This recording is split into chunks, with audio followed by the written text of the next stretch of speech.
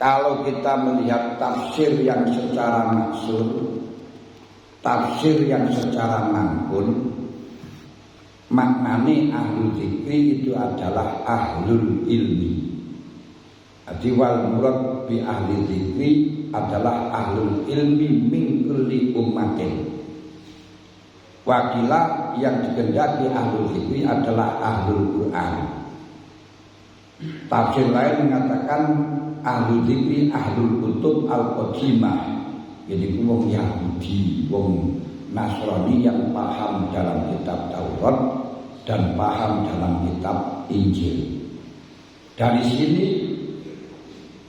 Islam sangat toleransi, kita diperintahkan untuk belajar kepada mereka, kepada orang Yahudi, tapi yang paham, yang ngerti tentang sejarah, tentang hukum yang ada di dalam kitab Taurat. Dan itu terbukti sebagian ilmu yang diajarkan oleh Yahudi kepada kita, yang tertulis dalam kitab Jibra, yang selalu kita baca, angka bil akhbar qara lamani abi Taurat illa sifra wahidan kana yakhtimuhu wa yudkhiluhu sundur falamma mata abi fatahtuhu wa idzan fi nabiyyu akhir zaman kana mautiduhu bi Makkah wa hijratuhu bil Madinati wa sultanul Islam yakushu syarahu wa yaktasilu ala wasabih yakunu khairal anbiya'i wa ummatuhu khairal umam yukabbiruna Allah ta'ala ala kulli syaraf yasukuna fi sholatihim kasukufihim bil qital qulubuhum masakhifuhum yahmaduna Allah ta'ala fi kulli syiddati wa raha suruhuna jannata bi hisab dan seterusnya. Niku nggih perlu belajar saking wong Yahudi, nggak masalah. Tapi sing Yahudi sing bener-bener komitmen di dalam ajarannya, sing bener-bener berpegang teguh dengan kitabnya. Kan sing Yahudi ngono, masih Islam ki ngoten, kita belajar nang wong Islam sing bener-bener komitmen karo ajarannya, karo kitabnya. Wis ora komitmen ya ora usah kita belajar. Nah, kalau kita belajar kepada orang Islam yang komitmen dengan kitabnya, berarti wong sing iso ngaji, iso maca kitab, iso maca Quran. Lah nek sing ora iso didadekno guru ya bukan salah gurune, salah sing dadekno ora iso kok. Ora iso kok didadekno karena bentok. Nah, itu sama dengan apa itu namanya Gus Dur mengatakan di antara tiga presiden itu sing siji dalam pertama itu presiden Indonesia itu kurang gila. Pak Karno siji gila wanita, kedua gila harta, terus ketiga gila teknologi. Nah, terus yang keempat bagaimana? Ya gila yang milih ngomong enggak ketok kaya dipilih, tapi si gila sing milih. Itu kan. Nah, berarti kita milih kadang guru sing gak ngerti ngaji, gak ngerti napa ya niku sing gila adalah sing milih. Lagune niku lek jarane ngoten. Saiki kan kathah ngoten. Gak iso maca Quran, tapi mengatakan bahwa kita harus bisa baca Quran. Masa orang Islam di Indonesia terbanyak tapi yang baca Quran hanya berapa persen? Padahal awake dhewe ora iso. Nah, ngoten ya. Nah, niki satu.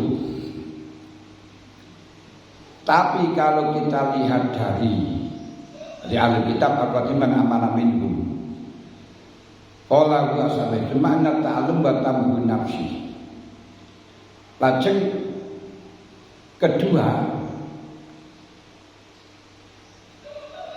menurut makna umumil lafzi Umumil lagi krono maknani kitab niku, maknani Quran itu tidak harus sesuai dengan asbabun nuzul, akan tetapi bisa dimaknani iktibaru umumil lagi, karena Kanjeng Nabi pernah uluk salam kepada Abu Dzar yang pada waktu itu dalam keadaan sholat. Kanjeng Nabi uluk salam dapun Abu Dzar 3 kali. Assalamualaikum, gak dijawab. Assalamualaikum, gak dijawab maneh. Sampai ping 3 assalamualaikum gak dijawab. Akhirnya Kanjeng Nabi mundur karena batas maksimal itu 3 kali. 1 kali itu ingatkan, 2 kali itu biarkan, 3 kali itu tinggalkan. Setelahnya sholat, Abu Dzar sholat datang Kanjeng Nabi. Ditangleti kali Kanjeng Nabi, mana akan luci baya Abu Dzar. Kowe tak ului salam ra gelem jawab, ini ada apa? Untuk anak musalliyan ya Rasul, untuk anak musalli ya Rasul, saya lagi sholat. Kanjeng Nabi jawab, ala tasma'u qaula ta'ala istajibu lillahi wa lirrasuli idza ja'akum lima yuhyikum. Apakah kamu tidak mendengar dawuh Gusti Allah, istajibu lillahi wa lirrasuli idza ja'akum lima yuhyikum. Laksanakno, tekanono panggilane Allah lan Rasule untuk melakukan perbuatan yang bisa mengakibatkan hidupmu, sing uripno awakmu. Ayat niki tafsirannya semuanya ahli tafsir sepakat untuk menjadi 2 pendapat. 1, istajibu lillahi wa lirrasul, lima yuhyikum, kata ma yuhyikum itu perang. Karena perang itu makna urip. Sebab perang itu dalam rangka untuk menghandle, dalam rangka untuk membela diri kepada orang yang merangi kita, mencegah orang yang merangi kita. Kalau dia merangi kepada kita, kita lawan, akhirnya dia nggak jadi merangi, nggak jadi merangi podo uripe. Jadi perang marakno urip. Kalau demikian, jangan sekali-kali kita melakukan perang sing nggak marakno urip, tapi perang sing marakno mateni wong. Termasuk kita merangi kepada orang yang tidak merangi kepada kita, tidak boleh. Nah, kedua, tafsir ma'yuhikum itu ilmu. Karena ilmulah yang bisa mengakibatkan hidupnya hati kita.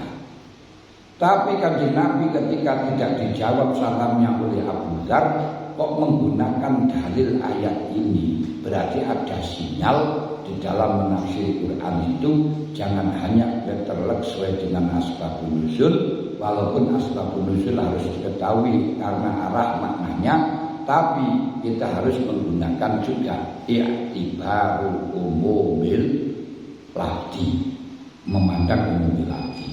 Dalam umumil lafzi di sini yo ahli zikir. Apa rahasianya ahli zikir kok disebut dengan ahlul ilmi?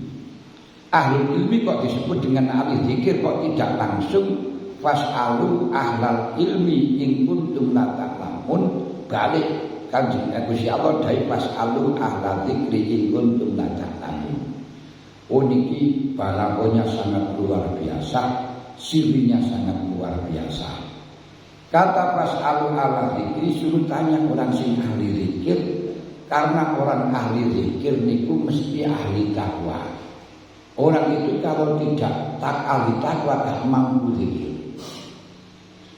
Innal ladzina taqaw idza massahum ta'ifun minasyaitani tadzakkaru fa idza hum mubsirun. Innal ladzina taqaw wong sing takwa ketika digodha karo setan, dialang-alangi karo setan, dia zikir.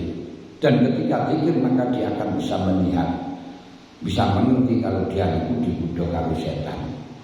Setan itu melayu, lek dizikir setan melayu. Berarti wong sing ahli zikir niku wong takwa. Lek gak takwa gak kuat ahli zikir. Gak percaya sampean jajal undang wong zikir. Undang wong zikir Wis wong ngene iku ora tau salat, ora tau puasa, ora tau apa wis njaluk bid'ah. Dijamin mulai dari awal sampai akhir tuh gak kuat. Iku lek gak ahli takwa gak kuat. Iku langsung ngantuk gitu. Lah termasuk barusan kita melakukan maksiat ngomong nih perkara sing ora enek manfaate ngoten mawon. Itu sudah berpengaruh kita untuk melaksanakan zikir terus makin jadi lemah, jadi apes.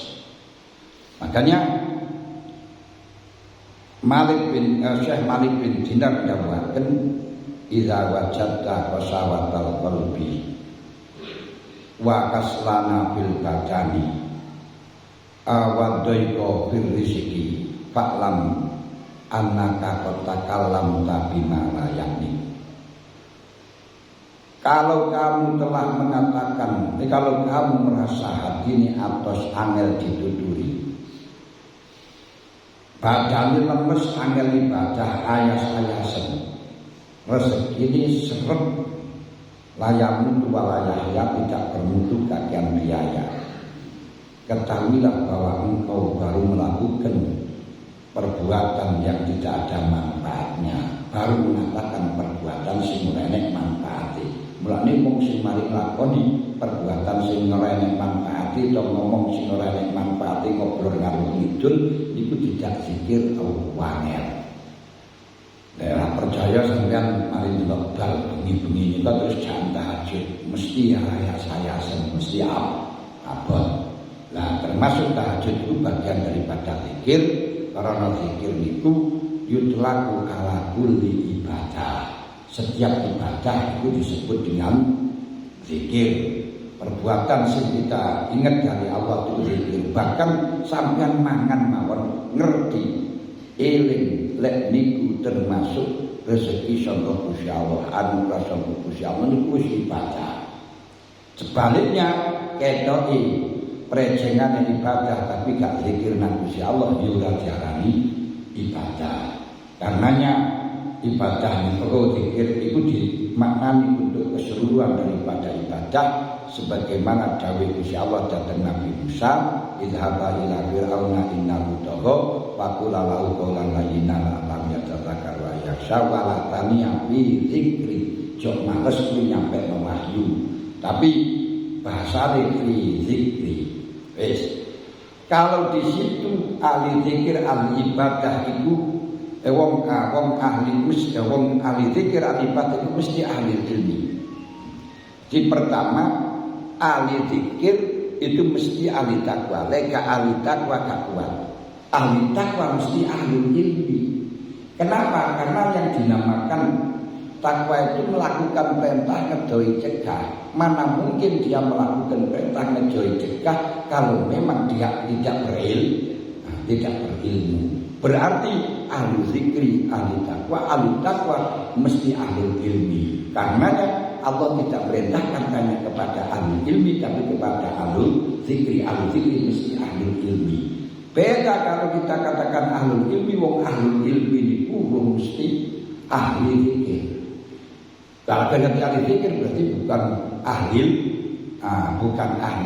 apa itu namanya, bukan orang ahli zikri, orang ahli takwa. Nah ini lewat sing kaya ngoten sekalipun alim tidak bisa dipercaya ilmunya karena orang takwa. Ngoten kan ini. Nah ini akhirnya ahli ilmi ku ono ahli ilmi sing sok, ono sing ahli ilmi sing ahli ilmi akhirat. Iki dianggone rahasia Al-Quran di dalam makna ini Masya Allah luar biasa. Nah sakjane nek cara pahaman ku ahli ilmi ono rahasiane terus gemeng-gemeng di dalam masalah ini. Ngoten.